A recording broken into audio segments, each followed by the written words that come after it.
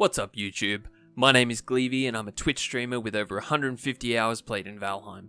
I've defeated all 5 bosses, and this video will cover some tips I wish I had known when I first started playing. If you like any of the tips I provide, please drop the video a like, hit that subscribe button, and ring the bell so you can keep up with more Valheim videos coming out in the future. Alrighty guys, let's get stuck into some of these tips. Tip number 1. The Pocket Workbench. Carrying enough wood to make a workbench is essential in this game. If your tools and weapons are low on durability, you can find a pre-generated structure or an overhanging rock, place down a workbench, and repair your gear. Tip number 2. Demolish Structures. Following on from the first tip, once you've placed a workbench near a pre-generated wooden structure, you can demolish it for fast, easy resources. Just wipe out the bottom of the structure and watch it crumble to the ground. Let's face it, we've all been crushed by a tree at some stage. This will stop that happening. Tip number 3. Repair structures. If you aren't looking to gain more resources and instead you want to build your first base or a little shelter for the night, you can repair a structure instead of demolishing it with the repair option on the hammer. This is really helpful for new players that aren't quite sure how building stability works, as all pre-gen structures are really well stabilized and they won't fall down around you. Tip number 4. Rest at a fire. Picture this, you're in a forest, it's cold, you're hurt, your stamina's regenning slower than a snail, and you want to cry. Place a fire down and hit the X button on your keyboard to sit next to it. You'll get a tier 1 rested buff after roughly 30 seconds, which will increase your health and stamina regeneration massively. Tip number 5. Building stability matters. The building system in this game may seem like you need an engineering degree to figure out at first, but it's actually quite simple. Structures must be anchored to a stable surface in order to stay put. While holding the hammer, you can see how stable a piece is by hovering over it.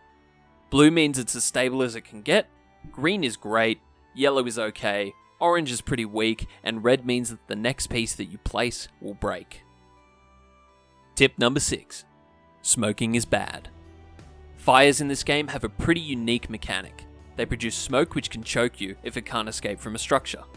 To avoid this, either create windows in your structure or place it outside with a little roof over the top so the rain doesn't extinguish it while you still get the fire buff. Tip number 7. Snap out of it. When you're trying to build some elaborate house, it can be pretty frustrating when pieces won't go where you want them to. I was probably 30 hours into the game before I realized that holding shift disables the snapping action, and you can place pieces where you like. I love using this to stack chests on top of each other by sinking the wooden floor into the top of the chest so that only the top is sticking out.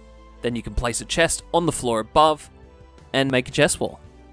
How's that for a 2-in-1? Tip number 8. Create outposts. Probably my top rated tip in this video is to create outposts wherever you go. There's nothing worse than dying 10 minutes away from your base and having to run the whole way back. Instead, create little outposts as you go. I recommend following tip number 3 and repairing a pre-existing structure, then adding a bed, chest, and fire instead of making one from scratch. Tip number 9. Food caches. Following on from tip number 10, it's a great idea to use your outposts to their fullest potential. What I do personally is store 3 different types of budget food at each camp so that if I die, I have some food to get back to my body. Trying to run back to your grave with 3 bars of stamina that run out in seconds is not ideal, so plan ahead. Tip number 10. Stagger Enemies. Enemies have a stagger threshold in this game, which is reduced when taking damage or having damage parried. Once the stagger threshold is reached, enemies are knocked off balance and take extra damage. A perfectly timed block is the easiest way to stagger an enemy, however tougher enemies require a better shield to stagger. The parry window is pretty forgiving and the sound is super satisfying, so play around with it, give it a go. Alright, we are halfway through our 20 tips and tricks for Valheim. If you are enjoying any of the tips I've given you so far, please hit the like button and also hit the subscribe button, ring the bell, and you'll be able to keep up with all of the Valheim content coming out in the future. Tip number 11. Parry Projectiles. Following on from tip number 10, you can parry enemy projectiles and it will still stagger the enemy. Use this for skeleton archers, fulling spear throwers, surtlings, or any other creature that does range damage to knock them off balance. Fireballs aren't nearly as scary when you can shrug them off. Tip number 12. Corpse Run. If you're a god at this game and never die, then you can just go ahead and ignore this one. When you pick up your grave marker, you get a 60-second buff called Corpse Run. This greatly reduces your stamina usage for the duration and heals you for 10 HP per half second as well. You can use this to your advantage by either eating food stored at an outpost or eating as soon as you pick up your grave marker for a rapid heal to full HP. Tip number 13. Troll Mining. So you know those big, scary, thick boys that carry around trees to beat you with? Yeah, those ones. Well, they can break ore. If you haven't gone far enough to have access to a pickaxe, you can use this to your advantage and have the trolls do the hard work. Just a disclaimer, I'm not liable for any injuries sustained by this tip, so please don't sue. Tip number 14. Monster Factions. Now that you've successfully cleared a copper node with a troll, it's time to get rid of Mr. Thickums. You can either kill him or distract him. Monsters in this game are aggressive to some other monsters. For example, grey dwarves and trolls are aggressive towards undead. So if you need to get rid of a brute, just run it at a pack of skeletons and let them do the hard work for you. Tip number 15. Copper runs deep. Hey, so you know that node you just cleared with Mr. Thickums? Well, there's more underneath. In fact, the copper you find on the surface accounts for sometimes as little as 10% of the entire node. So when you get that pickaxe, head on back and excavate the rest, and if you're an absolute madman, you can try and mine the entire thing with a troll, and if you do, I want to see video evidence. Tip number 16. Carts are your friend. Alright, now that you've gone back and you've mined all that copper under the surface, it's time to get it back to base. When you unlock portals in this game, you'll understand the significance of having to cart ore back to the base and how much of a pain it can be. Well, here's the solution. Build a cart.